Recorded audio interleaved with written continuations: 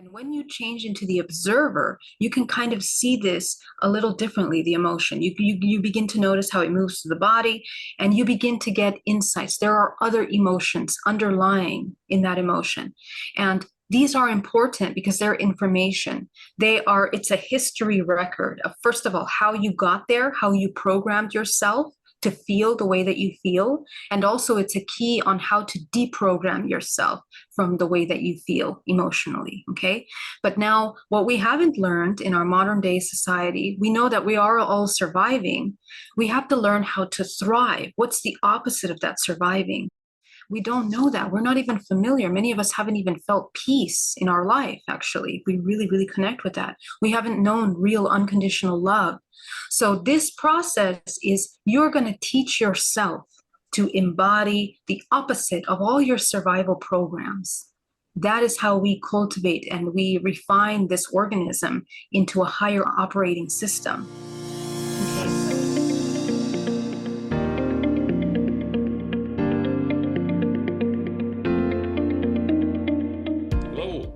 My name is Lee Chandler, and I'd like to welcome you to The Wise Old Soul.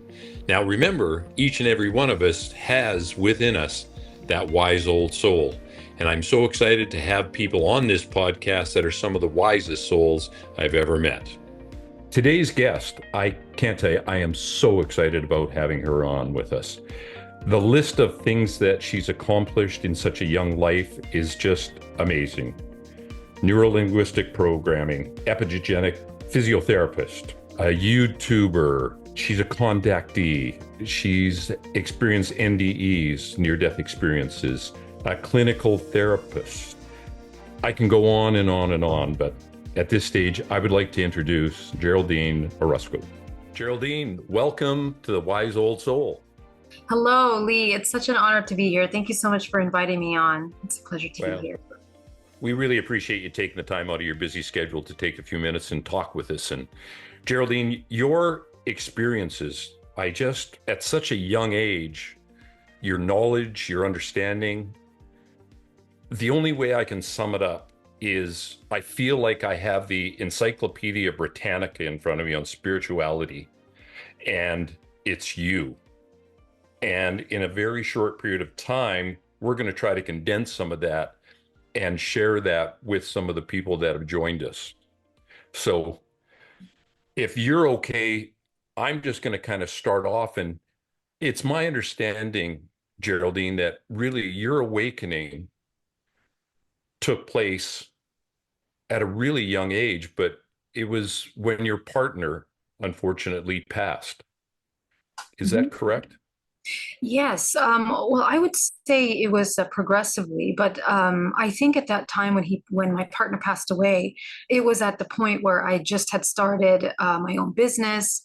My family was going through major transitions. So it was just like one of those probably cosmic moments that catapulted major awakening for me to question reality, to question love, relationships, and essentially the purpose of our life. I think that really led me into deep questions that I was not able to find outside, even though, I had read many books at that point. I've gone to many seminars, and I just wasn't finding the answers to my questions. And I think that's where I began my journey into a deep practice of meditation. I had been meditating very early since a young age. My family is very spiritual, but when you're driven by these life events into these deeper inquiries, there's a certain, I guess, propulsion behind that really leads you into clarifying your question and clarifying your intention behind these things. And I think that's really important for spiritual awakening, that our pursuit goes beyond just the ego or maybe just a temporary experience that happens to us, like the trauma of that moment. But rather, it was a pursuit of truth, really, that it pushed me into. And I see that's something that's super important for us at this time, because if we don't have something beyond that, this journey, it's not for the weak of heart. It's for a courageous person that is ready to challenge all belief systems, all programs that were instilled into, and kind of dismantle slowly, lovingly, compassionately, those belief systems in the pursuit of truth or love. So yes, this is how it began for me. Incredible. Thank you for sharing that. So if we go to 2013, you had a vivid abduction. You were a contactee, which when you start with meditation and all of a sudden we jump to this conversation of being a contactee, this really started to awaken you as well. It activated the spiritual portion of who you are. How did that really start up then for you? What was it that triggered that experience and that wanting to grow? Because you really have to want to experience more than what we're currently experiencing, right? That's right. And the interesting thing about this is that when you see, I had taken 4 months out of my career. I had a high-end event planning company at the same time of having my meditation school. It's a corporate meditation programs. But I had taken 4 months out of both of them to go into retreat, into meditation, because in 2013, I had reached another level of these questions. And I think what happened is that I learned for myself, I guided myself through a kind of, again, dismantling of my own programming, but on a deeper level. These were my identity as a woman, my identity as all the roles that, I believed I was supposed to take on. Societal, religious, cultural. And so this began to deconstruct my ideas about reality and the role that we play as humans in general. And what I discovered is that when I followed my emotions around these programs, I was taken all the way back to the roots of my ancestors, down my family lineage, my mother's lineage, down my great grandmother. And I began to discover a lot of things about my family that, we had never spoken about in regards to profound traumas, profound belief systems. And they were shocking to me to discover these things, but they really led so much clarity in understanding why my beliefs were the way that they were. And essentially, as I followed those emotions back even deeper, all the way back to my ancestral lineage, I began to uncover these patterns that these belief systems are actually quite supported by society, supported by religion. I mean, there's so many different elements that support a lot of these belief systems, and there are very profound, expansive reasons for that. And really, you're waking up consciousness to understanding the level of unconsciousness in which we exist as a human race in relation to our environment. We are deeply molded. We are socially engineered. We are told how to be, how to feel, how to become. And that is a really huge layer of identities, perhaps false identities that we kind of take on. So when I began to uncover that, going all the way back, it took me really back to the origin through humanity, following my own ancestral lineage to the origin of man, and to trying to question, well, who is imposing these belief systems? Why is there these kinds of plays on polarity and pools of this energy within humanity? And in 2013, in October, this is where I began to have this experience for the first time. And mind you, for the past probably 10 years before that, I didn't watch films. I didn't go out because I was extremely into my business, to the point where I had kind of just cut myself off from the world, from the external world, in just focusing on my work and my spiritual development. So there was a kind of a very pure connection, a very clear connection to my understanding of these things. And it is required to get clarity on when these experiences do happen, because we can very easily be influenced by the things that we watch in media when it comes to talking about interdimensional beings. So, I never watched these sci-fi films. As a child, I wasn't terribly fascinated by that during that time. So the reason why I say that is because when I had that experience, it completely shocked me, because I didn't know, I didn't even think that these beings were something that existed beyond our understanding of humanity. But it was in this experience that it opened my eyes to understand that, we are very much interdimensional beings, and that our power of sovereignty lies beyond this dimensional range. We extend beyond this dimension. So all of the constructs that we're so tightly holding on to or trying to figure out how to navigate really fall apart pretty quickly. When you begin to understand how cosmically interconnected we are. And also the level of intelligence and perspective that these beings bring to us is universal. It's so expanded in the way that they expand your ability to see things as universes. That's how they communicate. That's how they talk. Taking your mind away from a very, very individual, myopic view that we tend to take through our own personal experiences. It really snaps you out of suffering. It snaps you out of a victim role and really, makes you question, well, what is my role? So that's how it happened for me. It was a paradigm shifting moment for me to understand that there was something beyond that, and that potentially our human race was very much seeded by this kind of intelligence, and we each hold within us a connection to these interdimensional aspects of ourselves. Sure. And that's where we get into DNA. Yeah. I know that it's been discussed that, our DNA, really, when it comes to the physical, we utilize maybe 3% of that DNA. 97% of it is spiritual. It's interdimensional. And I know you've done a lot of research and experienced a lot of that along with the hybridization of the human race. And you yourself have experienced and understood that this hybridization takes place on a regular basis. Like it's ongoing. Can you maybe talk a little bit, Geraldine, about the DNA, the hybridization that you believe and have experienced up to this point? Yes. Let me try to explain what that is. Ultimately, we are talking about the survival and the regenerational aspect of this matrix, what we call this holographic construct in which we exist and we interact with one another.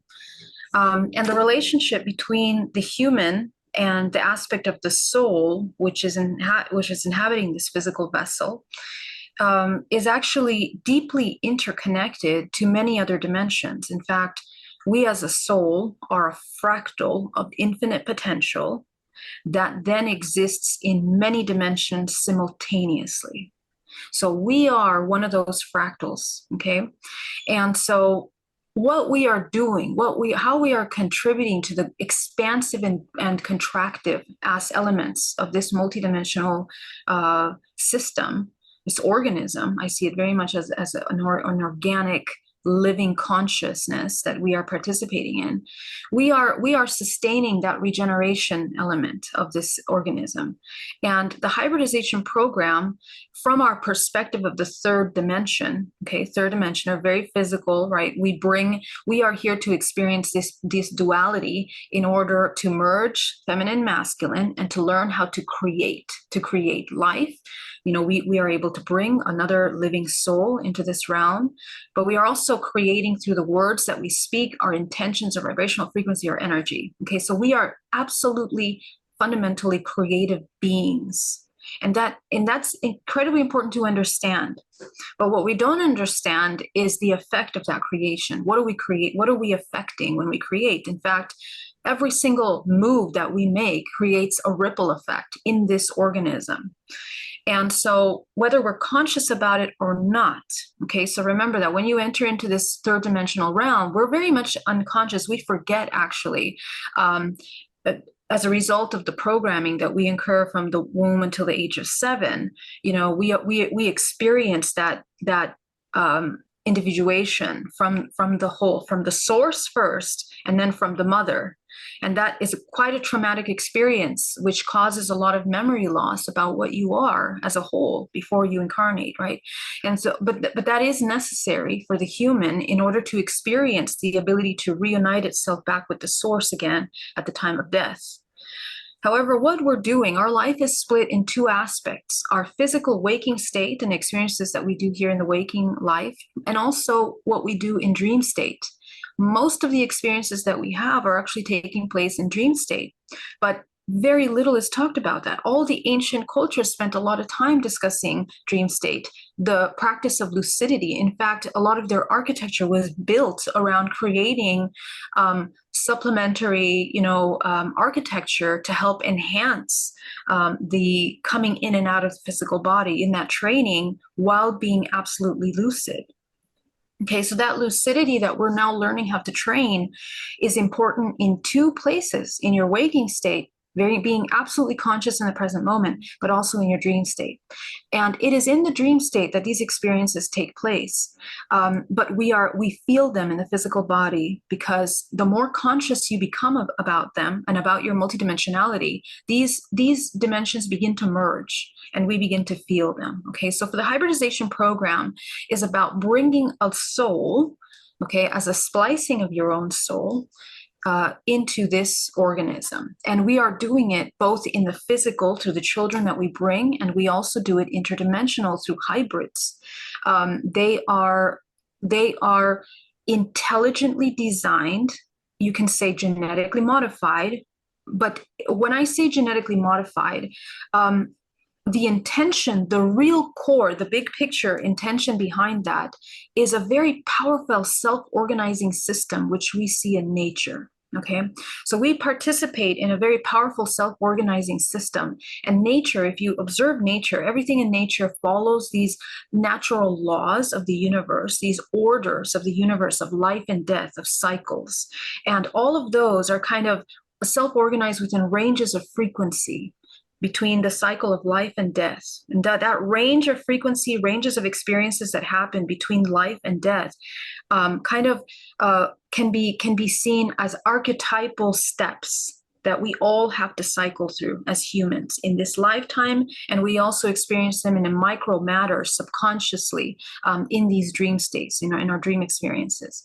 So the hybridization program, in other words, when we have these experiences, the woman or the man will have dream-like states in which we are interacting with higher intelligence fractals of our own self. So alien or interdimensional, I don't use the word alien, I use the word interdimensional because I believe it's more accurate. These interdimensional beings, which are, you can say, our galactic family. Why? Because genetically we are them and they are us. They are in our DNA. Now, how I kind of came across this information is by the research that I do in my work with contactees, and also in my own personal experiences, that we seem to cycle through in our family lineage contact. So in my experience, my entire family has had contact experiences. And lo and behold, when we go into hypnotherapy and each individual did their own study, we discover that we somehow have connections with similar species that are pretty prevalent in our bloodline. And when I began to look and interview other experiencers, I'm discovering the same thing. So this leads to the question, and also the kind of experiences. Okay, so let's narrow down. What is the hybridization program? The hybridization program begins with an experience of insemination. Okay, there's an experience of gestation. There's an experience of extraction, and then there's a presentation. Okay, so women or men have dreams around either one of these, and they will wake up consciousness in either one of those, and it'll play a role in the moment that they wake up conscious about their participation in these sections of the hybridization program, play a role in what they're meant to do, what they're meant to remember of the hybridization program. Okay. Most people that you usually will start with one of those memories. They will either remember the presentation, or they will remember the insemination, or they remember the extraction. These can be dreams where they are on a clinical environment and the elements being taken out of the body, and they have these dreams, very powerful, sometimes extremely traumatizing, which actually can result in PTSD. And even sexual issues. A lot of sexual trauma is something that emerges from these kinds of experiences. So it's very important for the women. They literally have biophysical side effects where they sometimes have problems with their menstruation, or the womb. The womb becomes affected. Now, another thing that's very interesting about this is that the kind of trauma that the human incurs, it's not random, right? What I discover is that actually, let's say the female has a womb trauma after these experiences. When you look back at her history, there's womb trauma down the entire ancestral lineage. So the same manifestation, the same way that we remember and we experience trauma in waking state, let's say we're incapable of having a child in this lifetime, there is a cause and effect intergenerationally, where all of our ancestors had made choices that led us as an organism to manifest the result of those programs in the physical. And this also is actually, it's happening interdimensionally in the hybridization program. Okay, so sometimes women that can't have children here end up having lots of experiences of interdimensional contact. And a psychologist and a gynecologist might say that that's very much a chemical imbalance type of thing. It's very much psychological yearning, of creation. But when you really look at the somatic roots behind that and the history behind the trauma of bringing life into this world, there's a much deeper reason. There's a lesson. There's an evolution that is occurring for this entire ancestral lineage. And it becomes expressed in these interdimensional realms through the hybridization program, which is very interesting. Because the self-organizing element is that the hybrids that are being created are super advanced beings. They are very highly advanced beings. The kind of species that are being pooled, each one of those species can kind of be related to some kind of archetypal range of consciousness, you can say. Okay, so if you understand this intuitively, because every species isn't just one way. There are some parts in the contact community that say, oh, reptilians are negative or bad, or draconians are very negative, and Arcturians or Pleiadians are very positive. But that's not entirely true. What I notice in my own encounters and the encounters with my clients is that they're very much like humans. We are very we have everything. In our own DNA, we have all kinds of races in our own DNA. So in that same way, these interdimensionals are holding different kinds of information. So the purpose of the DNA of this hybridization program is, again, to sustain. In some ways, we can heal lineages through these children that are being created. And in some ways, we create destruction for some elements of our lineage as well. But everything is dependent on the human. Okay, the human has to wake up consciousness in order to understand their role in the participation in the hybridization program, because the human that becomes conscious can actually affect those hybrids, because our DNA is in them, just like we can feel our children when they're afraid. In that same way, we are deeply interconnected. So now this becomes an extension of our soul evolutionary potential. And what I have learned is that we need to learn how to alchemize these old programs that limit and burden and suppress our ancestral lineage as part of our contribution to the collective, to the human race. Right now, more people are becoming interdimensional. More people are waking up consciousness. More people are remembering their dreams and the contact. And that means that as a human race, we have to activate our multidimensionality and our awareness of that, and how to navigate these experiences, not from a place of fear, which is very difficult in many cases, but to try to come into a clear understanding that this is a part of you that we need to work through, we need to evolve through, and understand where we can access free will. Because the human really only has free will when they know that they have free will, and when they begin to apply their consciousness in the present. So I'll stop right there and see what questions. It's absolutely fascinating to me, as a lay person that doesn't get into this as you have.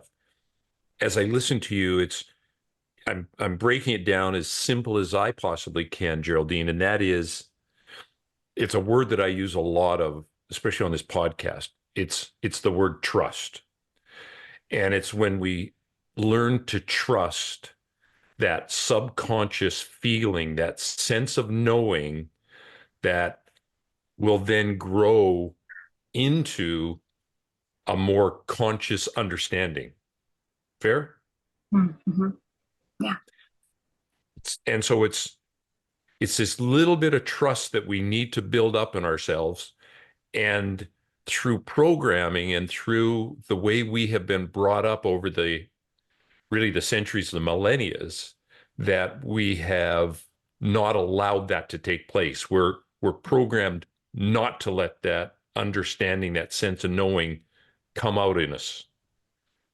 And hence, I think a lot of people in my generation, growing up in the 60s and maybe the 70s, are experiencing these dreams. They're experiencing a sense of knowing again, and they're confused. um, and not understanding, how can I release that? How can I let that become part of who I am? Because I've got this understanding or this dogma that was literally forced upon me as a young person. And so the question I have then for you is, you obviously work with many clients, and how do you allow the clients, your people that you've worked with, understand or start to believe and allow them to awaken to this beauty that they have, that they're really a very, very important part of the universes? Yeah. Before maybe 10, 12 years ago, it felt harder to do this kind of work, because it felt very sluggish and very difficult, because we're still breaking away from all of these heavy programs of the past. But I feel over the past 3, 4 years, it's accelerated tremendously. And as a collective, vibrational frequency individuals are, because the veil is thinning. What does that mean? That we are becoming more aware of our interdimensionality, and we are seeing it in our everyday life experience. Okay, we manifest quicker. We become aware of our programs quicker, because it's being reflected to us. It's being mirrored to us through the world. The world is also going through an awakening as a collective. We begin to see the wars, and we have so many people questioning, and they're it's like we're going through this convoluted, waking up to understand what is true, what is not true, this deep discernment that humanity is kind of coming into after, the pandemic and everything. It really shook up people out of their dream state into questioning things in a very powerful way. And I think that has led to allow people to know that they can question things, because I think before that we were in a deep dream state where we didn't even know what we can question, or if we were allowed to. So I think one of the important things is to know, first of all, that you are allowed to have these profound questions, and to have the courage to go into those questions. And then second, my invitation is to get very familiar with the laws of the universe. Okay, because as quick as you can, because in my mind, the laws of the universe are undisputable truths, you can say, that kind of are underlying all of these kinds of experiences that we have individually and also in these dream states. Because there are certain laws to exchanges and to experiences. There's a cause and effect to things. And if you understand that, then you understand where you need to be. And it's simply, we can understand the laws of the universe by connecting more with nature, with aligning with nature and those natural cycles, as I was mentioning, natural cycles of life and death. What does that mean? Your awareness around detachment and attachment to your programs, attachment to your identities. Who you think you are, who you think you're not. Those are the questions that have to be had, early on, because what you'll discover is that at the core, the one that's questioning, that 0 point, that neutral observer, is going to be the one that we need to cultivate in these next coming years as we grow into this multidimensional awareness, essentially. Because in order for you to experience these kind of strange phenomena and experiences, we need to create a very strong spiritual internal foundation. And that was one thing that I was very lucky in a way to have been able to cultivate before I came into this, ET contact conversation experiences myself, because I had been training to come into a neutral observation and practice my intuition. Extremely important to act to as you mentioned, trust. You are training your discernment. And so the training of discernment is one of the most difficult things for human right now, because we're so distracted and distorted. We are vibrational frequencies. We are bioelectrical, biochemical organisms. And so everything is affecting us. The patterns of the TV, the patterns of sound, of music, everything, when you are unconscious, will shift you emotionally. It'll shift your desires, your wants in a minute without you understanding why. So that level of unconsciousness has to be mastered to a place where we connect with ourselves to the point where we are understanding what is emerging, why it's emerging, and to understand if the information that is needed to receive from that, and then let go of whatever needs to be discarded to continue to come back to that 0 point every time. And I think that that's one of the most powerful tools that I learned on this journey, because, some of the things that I've experienced and seen have been, could be overwhelming for the regular human, and if it wasn't for that understanding, I wouldn't understand that. So another part of it is to understand what does it mean to be protected. Okay, so a lot of people that have these contact experiences always say, oh, I want to be protected. I don't want to have anything to do with those reptilians or draconians or any weird, beings of any kind. But what we have to understand is that actually in our own genetic code, in our own biology, we have the reptilian brain. We have the parts of our brain that have gone through evolutionary process, which show us the evolutionary process that we have come from these beings. We are these beings. They are in our DNA. And if you have these experiences, it's because it's being expressed, So if you have a lot of experiences with Draco-reptilian beings, for example, which are said to be more lower vibrational frequency, we are looking at parts of us that greatly exist in our realm. In fact, most of our root, sacral, solar chakras are processing those frequencies and the informations, and they influence the kind of experiences that you have in dream state. You basically are in resonance with those experiences. And I've experienced that firsthand myself. So the cultivation of your ability to, first of all, control your emotions, feel your emotions fully, know how to process emotions fully, get the information, regulate your nervous system, in order to have a very powerful intuition that is not moved or tainted by imbalanced emotions. That's extremely important for this journey. And from there, that intuition is your tool that we are balancing right now collectively, the feminine and masculine. For a long time, the feminine being suppressed. But what is the feminine? The divine feminine represents your intuition. It represents all of the occult, all of the subconscious, the deep subconscious. So now, as we're going into period 9, as we're going into the age of Aquarius, this year marks the beginning of a major transition frequency change for the world and for every human. And so we're going to be moving quickly into these transitions where the multidimensionality is available to us more than ever. And so the more that we pull ourselves out of this myopic perception that you're just a human, just in this body, just in these everyday experiences, the quicker and the more gentle the transition will be into an understanding that the same laws apply in the interdimensional realm. So laws of frequency. Okay, so you attract who's in resonance with you, whether it's negative people, happy people, same thing interdimensionally. Okay, so the same laws of exchange, okay, the same laws of creation. Your intention plays a major role. And again, your intuition as this being of discernment is the key to navigating these experiences.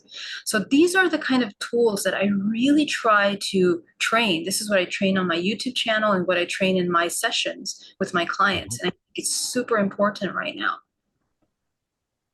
So, Geraldine, and this may sound like I'm going backwards or going to oversimplify, but you spoke of meditation. Yeah. And that is a wonderful place for many people to probably start to get balanced again of who they are, or to get back to the soul, as many people, and we've all heard, we're spirit having a human experience. And the meditation that you've done obviously has allowed you to move forward in many, many different ways, but you also recognize the fact that you're doing it at a corporate level as well, where it's really affecting a huge number of people to cohesively work together and almost allow the ego to be checked out for a little bit, where they're able to work together within the human realms, but also you're really cracking them open for some serious spiritual growth. Yes, absolutely. In fact, meditation is the only thing that you cannot get away from. It's actually the only way to enter into these realms, because some people, they want to try to try other things, to try to get to these realms. But the fact of the matter is that if you don't sit down with yourself and cultivate stillness, you see, there's an entire biological side effect to meditation. Okay, when you sit in meditation, in stillness, even just Vipassana meditation, you are growing gray matter in your brain. Mm-hmm. Yep. You are growing gray matter down your entire spine the longer you learn how to meditate.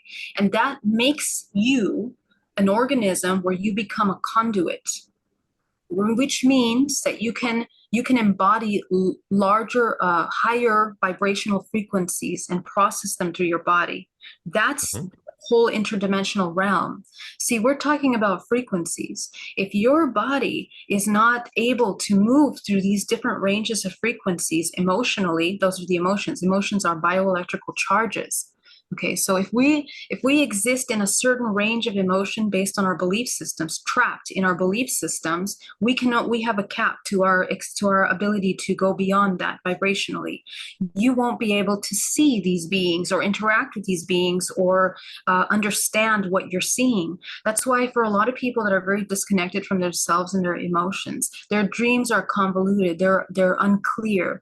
They don't make a lot of sense to them. It's very obscure information. But the more you wake up consciousness, more your dreams become communication for you. Very clear communication. And that's kind of what shamans talked about, for centuries, is that the mastery of your own cultivation of your mind is your ability to have clarity. to clarity in your waking state and in your dream state. So we are kind of refining. It's a refining process of this human instrument, the physical body. So you grow gray matter in your brain, you grow gray matter down your spine. You also begin to shift the bioelectrical structure. We have a certain architecture to our body, okay? Our body actually functions like a toroidal field, and we have infinite number of toroidal fields with core energy centers that run through our entire body. We know them as the chakra system. This is something that also, unfortunately, has kind of become very popular, but not very many people understand how important that is, because our entire system of projection and creation of our experiences is in those energy centers. They are deeply interconnected with our endocrine system. And the endocrine system is responsible for creating chemicals in the body that will shift the responses that we have with our environment. They also will eventually write the DNA and input the important information from your everyday experiences into the history of your ancestral lineage, which is why we have ancestral trauma passing down generations. And we essentially exist within the boundaries of everything we've known and our ancestors have known. And then, we're gently, barely breaking away from these patterns. See, the true potential that a human has to experience is outside of those boundaries. The trauma, if we keep cycling in trauma over and over again, there is no growth. And essentially, we live our entire life becoming a slave to these repetitive programs. And our entire thinking and why this is a problem is because we suffer. Okay, so the idea is that we try. Suffering is not normal. It's become kind of a normal thing, like, because the way that this system is set up, we are kind of pushed into the idea of being completely in survival all the time. But that's not the truth. The truth is that we are creative beings, and it requires us to quickly cut the fat in the areas of the things that distract you away from your ability to come into creation. So our entire body, when we come into meditation, when we begin to organize these energy centers, they begin to flow. Okay, and we have a certain order to the way that these energies move through our body. When a chakra is stagnant, let's say we have a very severe trauma in the body, the chakras contract. They become stagnant, very sluggish. They don't move. And a lot of you can experience that by feeling pains or aches or even illnesses develop at a certain time. So the whole purpose of all of these masteries are to have a long life, to have vitality, to have discernment, clarity in your discernment, clear intuition and trust in yourself, and health, right? So we are addressing every single part of the human expression into its highest optimum state. That's the whole point of this work. It's not so much, the end point is not to have the lucid dreams or to have the interdimensional contact. The end point or the ongoing evolutionary existence is to bring your organism into its highest optimum state. And so that, because here's the thing, when we sleep, we leave the body in dream state, okay, and we begin to navigate interdimensionally. The more you remember, the more you recover your memory by the time you wake up the next morning, the more conscious you're becoming, because that recovery of memory is actually a great way to understand where you are in your ascension process. The more you remember who you are and what you're doing at all times, the more aware you are in that present moment. Okay, so, but that requires creating a strong foundation vibrationally for you to be able to sustain all of those things, because what limits the human is their judgment. We apply unnecessary meanings, or we apply our own meanings, which unfortunately are very limited based on our perception, and so it limits our growth, and it even limits our ability to experience what we're doing and what we're seeing there. So we have to be able to gently cultivate this body into a state of observation, non-judgmental observation of all the things. In fact, maybe revert to more of a receiving, understand these experiences as we are receiving them, so that we can translate the important information from there from a calm, grounded way. When we die, we are also experiencing the exact micro deaths that we have every night where we leave our body, okay, at death. Now we are there's a physics to this, okay? The faster you're spinning, which means the higher vibration that you can hold in your body, the more you have the ability of directing with your intention where you're going to be going, okay? And that applies even at death. So now we're talking about, wow, you actually have some level of mastery over your navigation. And in a way, we have already lived this life. It kind of have, we have already created, we already lived this life. And this is why people experience deja vu sometimes, okay? The more conscious you become, the more you tune into synchronicities, and the more you tune into some of these magical experiences that they seem to be magical, but actually you're just remembering yourself. You know, you've already existed in this construct, but you're living in it in a conscious manner in which you can choose timelines also from that place. You make it so simple, you know. It's your progression as we discuss this. It's the building blocks are so basic, you know, one after another. And, you know, we have these experiences when we allow that non-judgment to come out. And I remember as a young man, I remember saying, and I have no idea where it came from. I said, for whatever reason, I'm here on this planet to learn non-judgmental, to be non-judgmental to everything, not just people, but everything, Yeah. which people look at you and again, because of where we were brought up and when we were brought up, it's like, well, we all judge. That's just who we are. And we have these ideas and so we get prepackaged and we're not allowed to really expand that prepackagedness that we're born with. It gets snuffed out of us, if that's making any sense to you. And so what I'm hearing is for the average person, without getting into a lot of detail, meditation is a place that you can go. And when you allow yourself to be non-judgmental and allow whatever is meant to be heard, seen, come into you, you allow it to come in, you can digest it a little bit and really make no judgment. You can just release it, let it go. It allows the subconscious then to open up, and maybe you get rid of some of that repetitive thought pattern that you have, which then allows spiritual growth. Fair?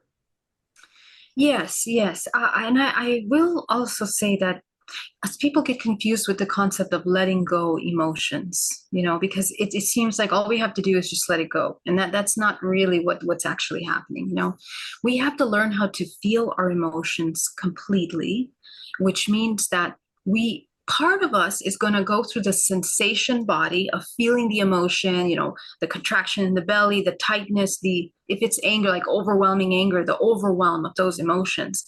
But once you feel that body, you shift into an observer. And when you change into the observer, you can kind of see this a little differently, the emotion. You begin to notice how it moves through the body, and you begin to get insights. There are other emotions underlying in that emotion. And these are important because they're information. It's a history record of, first of all, how you got there, how you programmed yourself to feel the way that you feel. And also it's a key on how to deprogram yourself from the way that you feel emotionally, okay? But now what we haven't learned in our modern day society, we know that we are all surviving. We have to learn how to thrive. What's the opposite of that surviving?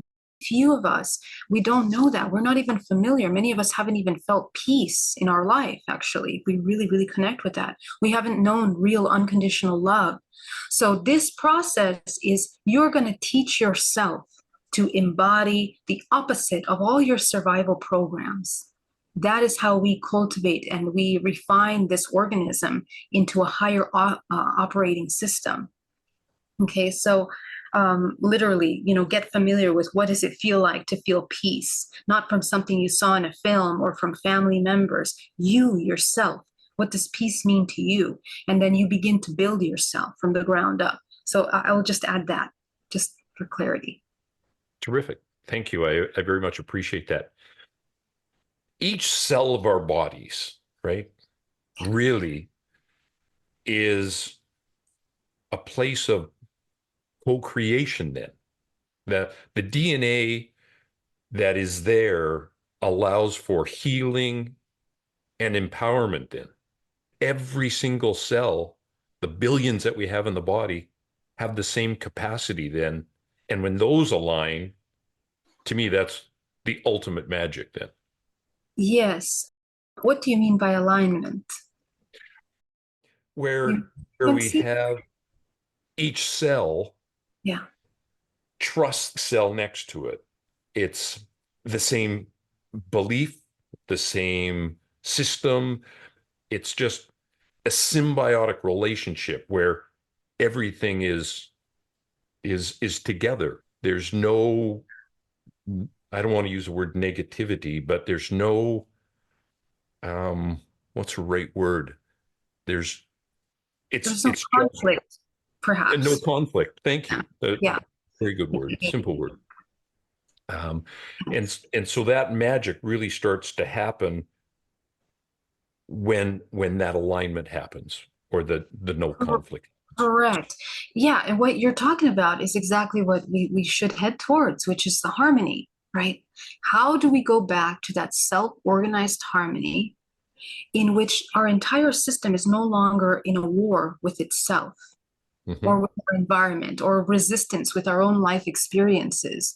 Because we actually become our abusers towards ourselves. When you begin to do in my deprogramming sessions, we take a trauma, we go back and we begin to understand what's happening. But guess what we discover at the end of that? We have become the abusive father towards ourselves. We have become the abusive mother. And these are very profound, shocking realizations for a lot of people because it's what they hate and what they don't want to be, that they reject. And in their entire life is built around making sure that they're as far away as they can from meeting another mother or another father in that way until they discover that they have become that. And it happens in a very, very subconscious manner in which the subtlety of our personalities, which our personality is a construct, it's a defense mechanism. Okay, this defense mechanism of our personality now becomes, it gently plays out these little roles in the way that we choose our partners, in the way that we choose, the words that we speak, the everything, the careers even. Okay, so it's a very rude awakening when humans begin to realize, whoa, how did I end up here? I'm 45 and I'm not in the marriage I want. I don't have the career, nothing is working. What's happening? Well, we have a series of events and experiences and choices that we made that were not really the core true self. We didn't take time to find the core true self. So this is the wars that I mean, the conflicts that you're talking about. Those are all examples of how those conflicts manifest into the body. And of course, the organism, the cells of the body come in conflict with themselves. What happens? People develop cancer. People develop long-term illnesses. Even a flu is a reflection of your inharmony within your body in some way. Okay, so the more connected we are to our body, and this is what's happened over the past centuries, that we're healing from the suppression of the divine feminine, is that we have severed the connection between the intuitive self and the human body. Okay, we have three main energy centers: the lower, middle, and upper dantian. And so the lower centers are what master the physical, all the sex, the feeling safe in your body, in your ability to feel empowered, your interrelationships, your emotions. Okay, your heart is actually the largest magnetic field in your body. It represents your love, your worthiness. But this is also the center of coherence, which interconnects you to all the organisms, as you mentioned. This is the key. It's through the heart. Okay, the throat and the third eye are our intuitive centers. Through our voice, we create energy frequencies, we create universes, even with the words that we speak. Through our mind and through our intuition, it's the navigation system of your life. And so we've been cut in half. All of our attention is down here. You know, are we having all of the things that stimulate the sensation body, the food that we're eating, does it taste good, does it feel good? But when we shift from that, okay, into a higher way of observing, the body doesn't desire as much anymore. Okay, we have no desire. You also no longer seek outside of you to be fed your emotional sustenance, love, approval, acceptance, understanding of yourself, safety. You no longer look outside for yourself. And that's actually one of the most powerful protections for the human, to not look outside of them, but to actually become a self-generator of these things within you. You are your own provider. That shift in perspective cultivates a very powerful energetic field. Okay, because you are forging within you, you are reconnecting neural pathways. You see, our bodies, we actually are interconnected through the morphogenetic field. The morphogenetic field is the rest of the DNA that we talked about. That, you know, our body creates organically. The 3% builds this body, you know, the protein for this body. But the rest of that is a series of codes, instructions, information that emerges from the morphogenetic field that brings your body into this physical manifestation. So within that realm, the morphogenetic field is actually where we are interconnecting. And our main way to connect with that is through the heart center. So this information has been suppressed for a long time, is the use of alchemy, the transmutation process of shifting that direction from the external to the internal is actually the key to reconnecting into a state of harmony. And the levels that we are connecting on, I mean, we're talking about self-organizing crystals in your pineal gland. We're talking about creating symmetry in the writing of your DNA. When a person is deeply traumatized, even the DNA coils and it doesn't express itself all the way, which is why we end up with diseases and illnesses and, problems that go down the ancestral lineage. Okay, when you begin to harmonize the body, now DNA begins to express itself in its full expression. You have a wonderful immune system. You are interconnected to the whole. And geometrically, we develop something called the Merkaba in the body, okay, which is the vortex systems of our body that create the toroidal field come into harmonious fluid flow, where you can actually anchor source through the body, which enriches the organs to work at their optimum state, which allows you to begin to leave your body in dream state and to remember. You are recovering memory, and that activates DNA. And vice versa. You recover your memory, you're activating DNA. Okay, so the body comes into an optimum functional state, essentially. I absolutely get enthralled listening to you.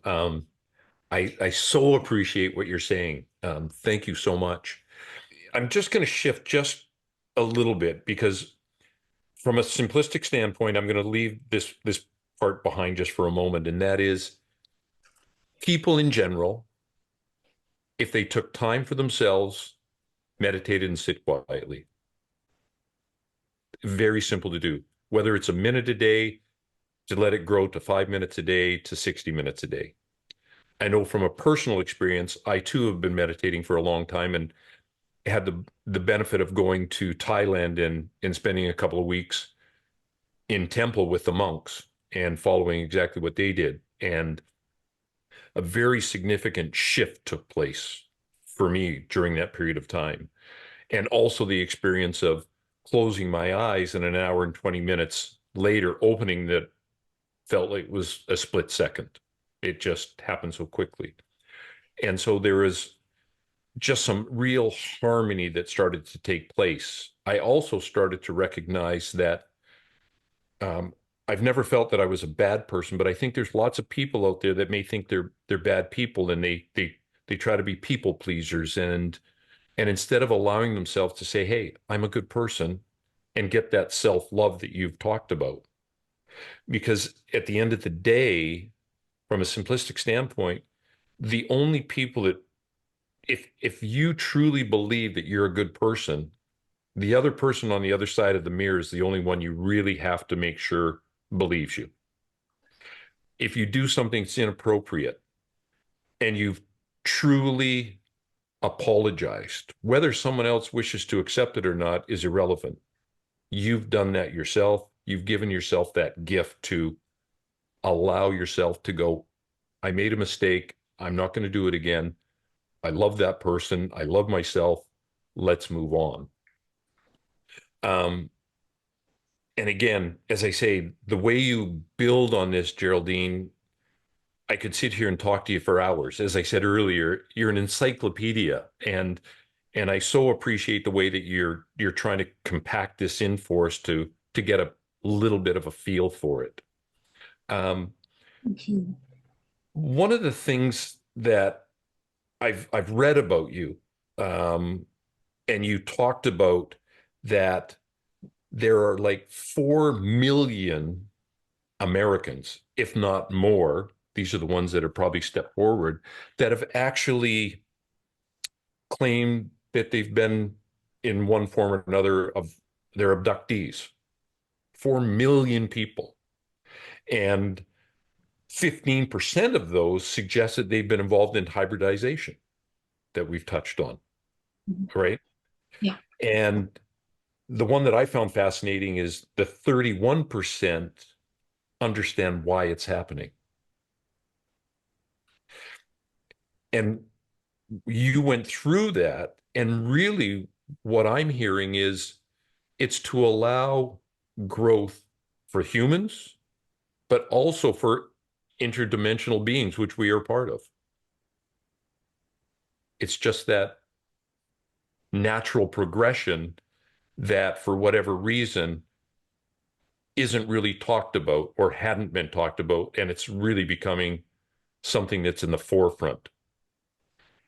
And people are starting to understand that there's more to life.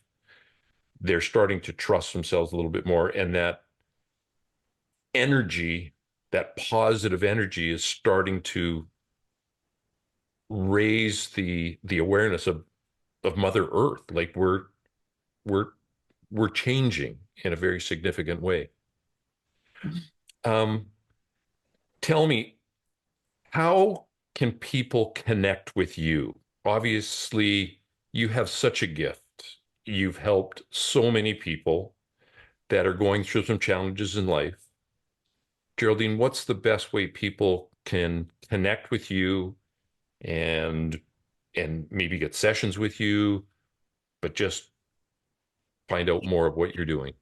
Yes, well, I have a YouTube channel, Geraldine Orozco, which you can check out. And I have a lot of free content there. I do a lot of 30-day meditation challenges, which gets into, really in mastery of the emotional body. I also have a 30-day alchemy challenge, alchemical transmutation. I talk a lot about working with primordial life force with our sex energy too, because when we are not aware of what we're doing with our sexual energy, we actually contract a lot of parasites, right? We become parasites, for one thing. We always looking outside for that love, for that connection, but we also are interacting with a lot of parasitic consciousness. And there is a large element, we haven't gone to that in this conversation about the hybridization program, but there is a large parasitic aspect to it as well that we do need to be aware of. And so beginning to understand what your sexual energy is for, this is information that's been kind of suppressed for a long time, but the mastery over our most powerful primordial life force is really important. And it's something that I think will come in more in the next few years. So I do teach a lot about that. You can visit me at geraldineorozco.com. I am a clinical hypnotherapist and I do epigenetic psychotherapy. And also, if you're an experiencer, you can join my support group at hybridmother.com, and that's free. So you're welcome to join that. It's international over Zoom. So yeah, thank you so much for having me. It was such a pleasure to be here. Well, thank you for taking the time to be with us. And I look forward to having the opportunity to get on some of your programs that you have and enjoy that conversation and take it to the next step. But Geraldine, thank you so much for taking the time with us today. So much love.